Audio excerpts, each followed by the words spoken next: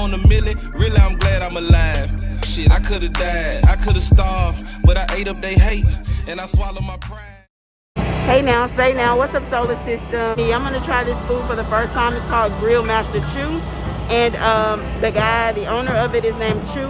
He's a local black owned business here in Memphis, Tennessee. And they operate off Riverdale and Shelby Drive right out in front of the Title Max. So I'll give you a view of that right out here. So if you guys are ever out here doing the weekdays, I think it's Wednesday through Saturday. And he sells out really quickly, so you'd have to get here. I'm gonna be trying out the stuffed turkey leg with smoked chicken Alfredo. It looks good from all the pictures I've seen, and today I'm actually just gonna be trying it, so y'all get to taste that along with me.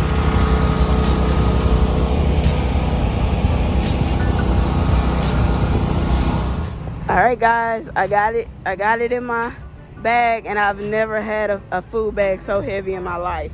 So y'all about to see what's in here in a moment, okay? Stay tuned. Hey now, say now, what's up solar system? It's your girl Writeous Soul, and today I'm actually going to be doing a spicy Q&A mukbang. Stuffed turkey, smoked chicken Alfredo pasta. And this is from the company here in Memphis, black owned, and he operates from like a mobile food truck. I also have here with me a small dessert. Yes, it's if you look closely, so I'm gonna say a brownie, but it is a muffin with almonds in it, and it came from Butterific Bakery, which is downtown. It used to be called Makita's Cookies. All right, if you know me, you know I'm an avid supporter of them. So all right guys, we got to get into the spicy Q&A. So I got some questions that my supporters and subscribers sent to me, right?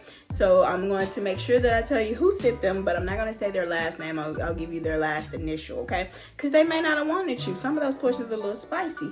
They may not want you to know all that. All right, y'all ready to get into it? We got to dig into it, right? Y'all, that's a good mix.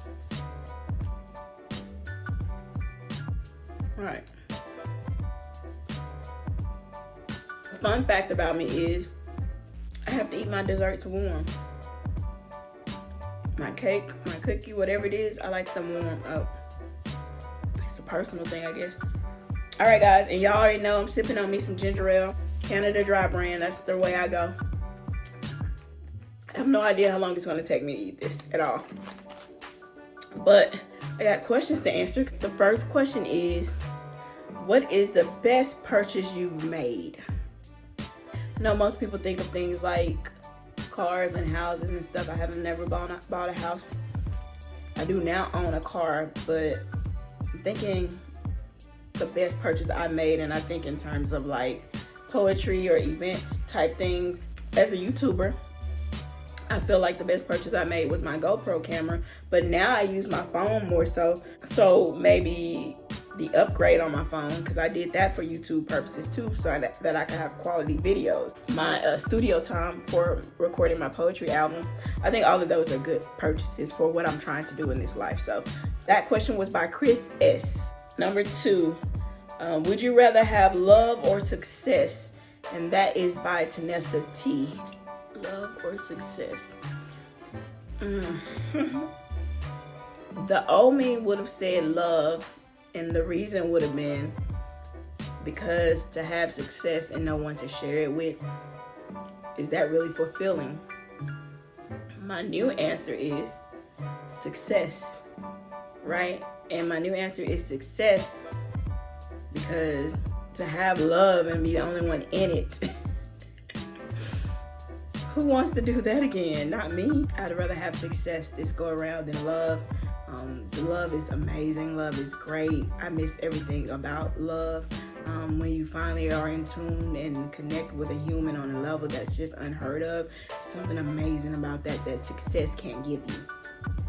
However, when you're fulfilled with who you are as an individual and you don't need a second person to help reassure that, then success, there is nothing like it. Then you connect with success like you would love, and that energy goes to that. So I'm going to go with success this phase of my life.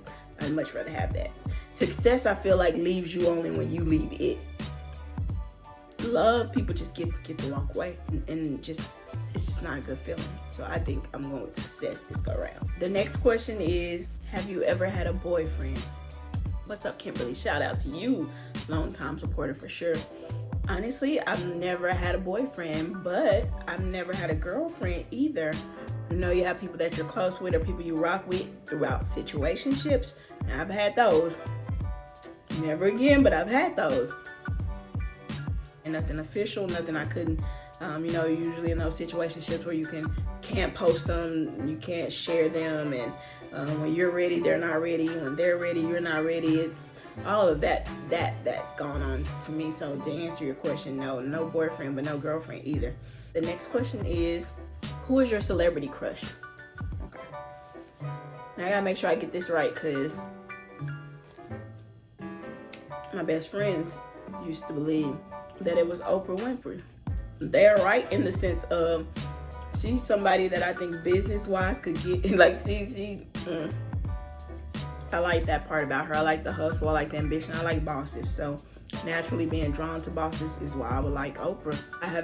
That phase of me is fading in the sense of I was a Claire Huxtable type of crush person, because I like the older, mature women. But I like the maturity itself. So it's not even that people will say, oh, you like cougars type of thing. And I do, in the sense of, if they're mature, if they're older, if they got their stuff together and they know how to effectively communicate, that is a turn on for me. And so I would be more likely to be driven to them. But I've never dated an older woman. May have dated someone early 40s, but that's it. Like, when I say dated, it's still one of those situationships. So it's like, you know, you don't really count it. That question was Tara B. What do you bring with you everywhere you go? Kimberly M. If you're talking physical, a wallet. But if you're talking like one of those things where it's like, you know, the best way to dress up is with a smile, then I would go with a positive mindset. I always try to bring a positive mindset to wherever I'm going and whatever I do. This next question is where it gets a little spicy. Have you ever had wild, hot, passionate sex on a yacht? I haven't had that on a regular boat. Can we try some other modes of transportation maybe? Because a yacht is pushing it. Chris S. I'm not even going to go with the last name. I want to go with the last name on this one just because. But Chris, no, I haven't. Next question. What are some of my greatest lessons my mom taught me about relationships and life when I was a little girl? Believe it or not, my mom didn't talk much about relationships when I was younger. I knew that I had a sister who was 16 who was allowed to date. And I remember my mom saying that when we became of age, 16, then we would be able to date. The young man would be able to come into the living room and sit down, you know, regularly being attended, you know, somebody peeping in to make sure everything good. And then, you know, he could go about his way. But that was in a day where young men greeted parents and you're not sending them off to their friend's house and they hooking up with the boys. It was actually when the young man actually wanted to be a part of courting a young lady. So I think if I'm thinking about the lessons that I learned or that she taught about life and relationships, one of the lessons I learned about life from my mom when I was a little girl is that it doesn't always have to be taught via words. Like, she never pulled me to the side to show me things, to say it, but she showed me in so many ways. Like, that showed me that I should be properly courted when I became of age. That's what watching my mom allow my sister to be dated did for me. It made me see that there was a guy out there that could show respect to the parents, that all of us love my sisters, all of us, we loved him, and he showed us respect. He was a gentleman, you know. It showed me that it was out there too, because you got to keep in mind, you don't always grow up in households where you either see a male presence or the men that are around you don't necessarily display the protector, the provider, the courter, you know what I mean? So you're like, I don't get as many examples of this as I would like. So my mom taught me without telling me these things, though there were so many golden nuggets she did share over the years. When I was younger, it was more I think my mom was one of those moms that didn't necessarily sit you down for everything. You know, it was through action. Good question, Jonathan. Let's see. The next question is, I know you're very, very talented, but what's the most useless talent you have? That's by Chris S. I'm trying to think of a talent. Let me tell you what I'm good at. I'm good at sports. So there's basketball, volleyball, softball. I played them all in school. I played intramural sports, including flag football to that, in college. And I am a spoken word artist. Not just award winning, but I am also a slam champion. So with poetry, I do competing, creating events, you know, the little unique events. I like doing that. And not just I like it, I think I'm good at it. You know, if I can toot my own horn, I think I'm good at it. I'm getting better at it. And I'm trying to think of all the things I could do so I could say which one of those are the most useless. But after my car accident, sports became the most useless because I can't do those things anymore at the moment. You know, it's going to take some very intensive rehabbing of my ankle since, you know, I had to learn how to walk. But it at the moment is the most useless because I want to play sports. I want to go out there. I want to really do things that I can't do because my body won't allow until it's properly healed. So I'll say sports. What is your most favorite childhood memory? And this one is from Hillary L. When I was younger, I remember when I first learned how to ride a bike. I remember that feeling where, you know, you kept like falling off or not keeping the flow of going straight. I remember that last push where I took that last push off of my foot and then I kept going and I didn't stop and I knew how to ride a bike. I think that's one of my favorite memories of my childhood because I know some kids that don't know how to ride bikes. Riding a bike was a rite of passage back in my day. You know, like we wanted to do it. We wanted to learn. My brother even, he was so good at these things. One of my brothers he took off the bike handles and he put a steering wheel on them. And then he put brake pads, I think, and pedals on the, what do you call the pedals. The regular bike pedals. He put like car type brakes and things on there, and that's also what let me know my brother was gonna be talented because they were able to play with gadgets and things like that. There's one particular brother I knew, you know, when I saw him building that I was like, oh my goodness, that's a really dope thing to do. And it had like a steering wheel on it. It's a steering wheel on a bike. Who does that? And I just feel like kids today will miss out on a lot of the things that we learned like that. I was trying to think of a better memory, but that was the one when I learned how to ride a bike. Would you ever sacrifice love for success? Or success for love? So I have sacrificed love for success before. I don't like the feeling and I don't like how it made the lady feel. I just was a grinder and I wasn't a typical grinder. I was like a grinder. At one point between events, I would make money doing like Uber Eats and Ubering and all that. And so I was like around the clock going, getting the coins. Like that was what I dedicated because I couldn't see a life where I was forever going to be struggling. So I was like, I got to get out of this. I really started dedicating my time to making sure that I was making money. When I meet women now, I try to tell them that I'm a grinder. I always try to let them know that you rocking with somebody who's going to like grind. And they always say, you know, like, oh, I like that. I admire that about you. You know, they like it at first until they realize that it sacrifices time that they could have. Then they don't. And then it's like the least attractive thing. But I have to live with who you reject forever. So if you decide that you don't like me as a grinder, then I still gotta be like with me at the end of the day. Like I don't get to leave me. So it's one of those things where my brain is like operating on like, even if a person doesn't like that you grind all the time, then that's not your fault, that's theirs. You gotta still do what you gotta do to make your money. Are they paying for you? Are they giving you money? Are they gonna fund your life? Are they going to fund your events? Are they going to fund the poets when you don't make enough money at events? Like, what is that other person willing to sacrifice if they're telling you not to be such a thing of what you are? And that's a grinder. So because I've sacrificed love for success before. I don't think I would ever do it again. I didn't like the way it made her feel. I wanted to be there for her. And not just for her, it was several times where I remember I chose grinding over love, because at some point after the honeymoon phase, you're just like, okay, let's get back to reality. I like you, you like me, I love you, you love me. Let's just work with each other, like love each other, and you go to work, I go to work. You get off, I get off, but I would not get off. I would just keep trying. You get what I'm saying? Like, I would just push the envelope as far as I could, and then I was always in something. I am always in something, but now I do time management a little bit differently.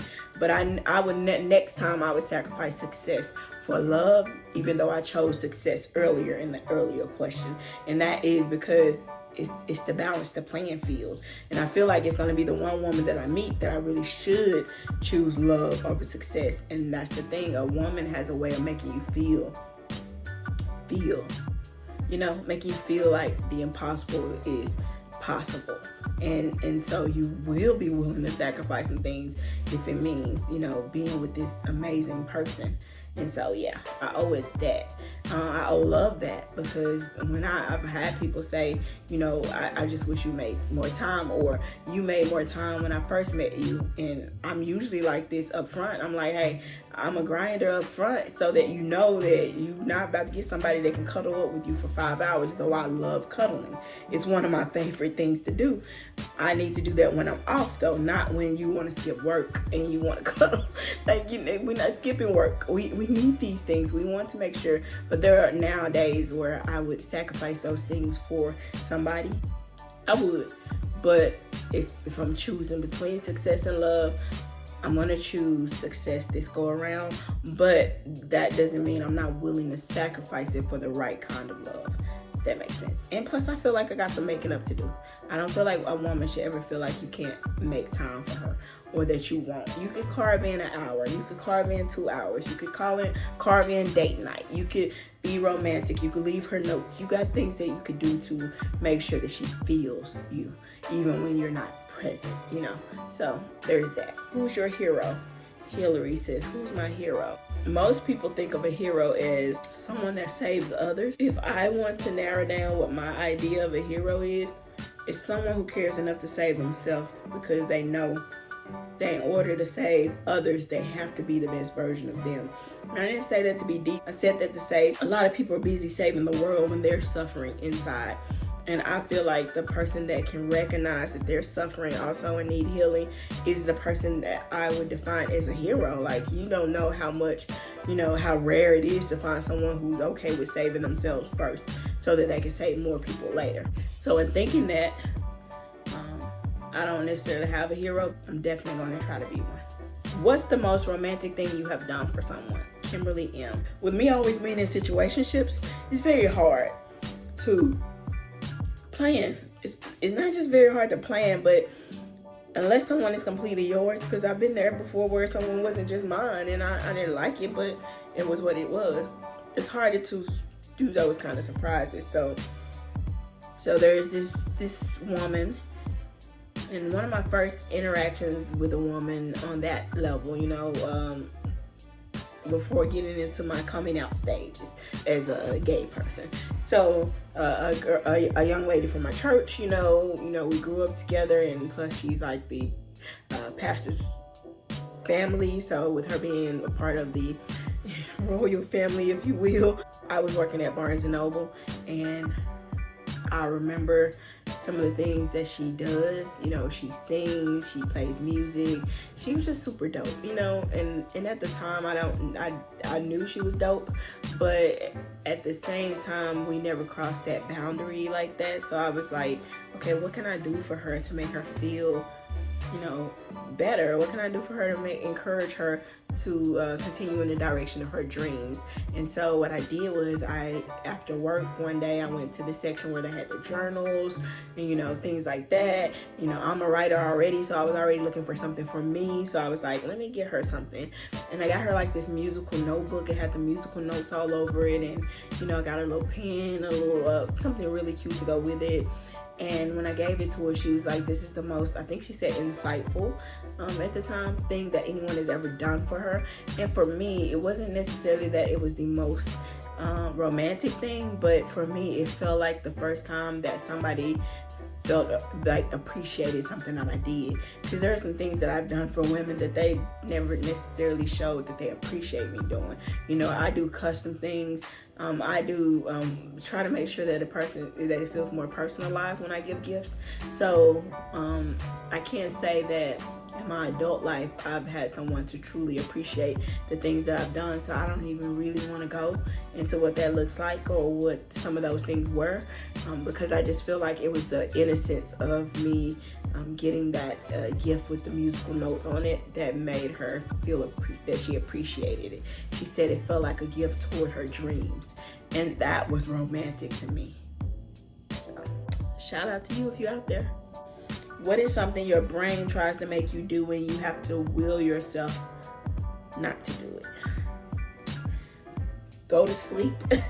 Sometimes if I have a lot to do, sometimes and I'm tired, I have to will myself to stay up. Like, oh my goodness, it's just something like I have a Zoom meeting, 3 Zoom meetings or something like that back to back, and then I have 2 poetry rehearsals because I have poetry rehearsals every night. So it's like my brain is saying stop. And my brain is trying to put me in pause, but my actions are trying to do the opposite because I know that I have so much to do. So sleep I can't do like I would want to do. My brain tries to make me get some rest, and I ain't mad at you for it, but that's one thing. All right, guys, this next one, I saved it for last. This is filling me up. Grill Master Chew, you did an excellent job on this. I had to warm up my muffin because I like to eat my things warm. So the next question is loaded but not loaded, but it's only loaded because of the explanation. Kimberly M asks, from 50 Cent's 21 Questions song, what are your top 5 important questions from that song?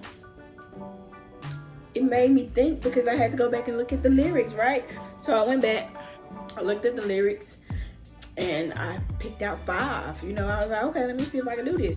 And I'm not going to say this in any particular order. I'm just going to name the 5 that I chose, right? Because it was hard, really. When I really thought about it, it was hard. And I'll tell you why a little bit later. The first one is, if I fell off tomorrow, would you still love me? That's important. You have to keep in mind, guys, you're dealing with someone who was left. You get what I'm saying? Like, and it's not necessarily a fall off, leaving, but still, I need to know you're gonna be around if I were to fall off. So that was important. It's important right now. That question is very much so important. So number 2 is, if I was hit and I was hurt, would you be by my side?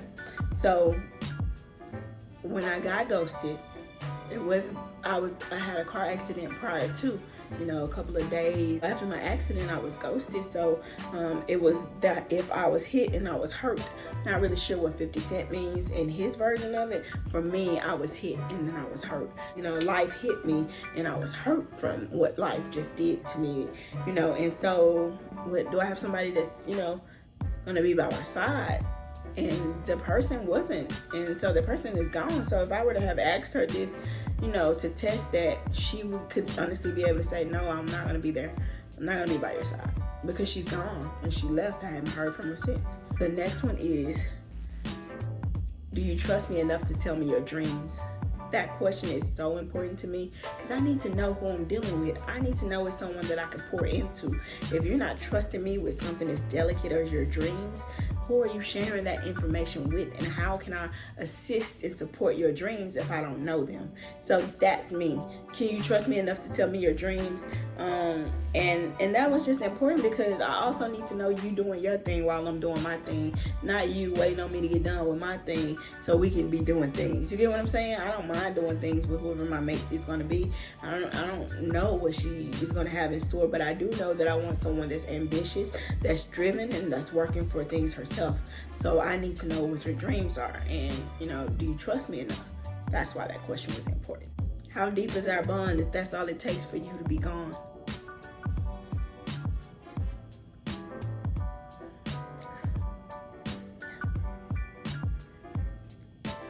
next one, the only reason the next one is a thing is because I'm a lesbian. So I have to ask this next one. So if you're a preacher or a pastor or someone that I know from a church or a religious standpoint, or people that just don't like too much information, this next question, you should probably close your ears for about 10 to 20 seconds, okay? And I say that because the next question, in bed, if I use my tongue, would you like that? Is important to a lesbian if that's one of our tools, right? For me, I aim to please. And with me being somebody who aims to please, that's now, especially now, even in the bedroom, that's a thing where you have to make sure that you're on top of your game, that you're properly and adequately pleasing your mate. You have to keep in mind, if my mate doesn't like the use of my tongue, then I need to figure out another way to please her. Because believe it or not, there are some people on this earth who don't like certain sexual acts that the common person does like. So, and there's no judgment there. That is just a fact. And if I am ending up with someone who that's why that question is important, who don't like that, then me learning her body language, her sexual language, all that stuff is important, because I need to know there's something she doesn't like. Maybe she likes the strap, or maybe she likes some other things, the fingers, maybe she likes caressing, whatever it is. Maybe she likes something different, and I need to not only learn her love language, but I need to learn her sexual language too. Like, what is it that gets her off? What makes this person's body melt? What is that thing? And so I'm not so good that I can't accept someone teaching me what that is. And if it's the tongue, that's just something I need to know. Those are my 5 questions. And then I had a bonus one, and that is, if I wrote you a love letter, would you write back? That was my bonus question, because I'm a poet. So I'm going to be writing love letters. I'm going to leave notes in the car when I have to get your car detailed. I'm going to leave notes under your pillow, or notes in places that I know you're going to get them. And even if it's not one that requires you to write back, but what if I did write one and leave you the pen and the paper and say, write back, or something like that, or your turn, whatever it is. And then I'm expecting you to write back, because not writing back when I write you something that requires a response is like leaving me on red. So what we not gonna do is leave me on red through paper form. You feel what I'm saying? That's just not okay. So yes, those are my 5. And in the comment section, y'all put your 5, because I want to know. If you don't have 5, give me 1 or 2. And I'm curious if we have the same one. So there's one where he says, if I got locked up and sentenced to a quarter century, could I count on you to be there to support me mentally? Yes, but also, I'm not the person for you if you can't say 25 years, because what you're not going to do is make that sound longer than it is, 50 Cent. A quarter century, you can just say that that's 25 years, so I can know that what age am I now when this happens. So if you're saying, if I'm 40 and this happens, and there's 25 years added to that, and I'm about to be 65 when you get out, who not waiting is me. But that's also the thing that you don't need to do. You're putting our life, you're putting our love in jeopardy when you go out and make mistakes that cost you that kind of time. And yes, I know people get unfair judgments all the time, where they should have been out sooner, or they shouldn't have got as much time. But knowing that the system is against us like that, why would you even risk it? You know what I mean? So no, I'm not waiting on you 25 years, but also I'm not the person that needs to be connected with somebody that's going to be doing stuff that causes them 25 years to life, because what we're not going to do is have me waiting when we were trying to make an honest living, and I could have helped you do that. Who waiting? Okay. But you also, this is a question. So me, if somebody were to ask me these questions, then they would know that I'm not the one for them when we got to that question. And then we could just put me to the left, right? Because if I answer that question that way and they want a rider, that's a different kind of ride for me. I don't like those. So we not going there. This last one is just one where don't be pulling up on people while I'm with you, because the way you're trying to pull up on and shoot some people where blood get in my face, or whatever it is that you're doing in this line. So he says, if it was time to put in work, would you be down to ride? I get out and peel a nigga cap and chill and drive. I'm asking questions to find out how you feel inside. Well, let me tell you how I feel. Because he's saying, if it was time to put in work, are you talking about crimes? Are you talking about murders? Because if you are, I'm not down to ride. So I don't care if Riri is just around the block and we finna pull up on him and peel a cap back.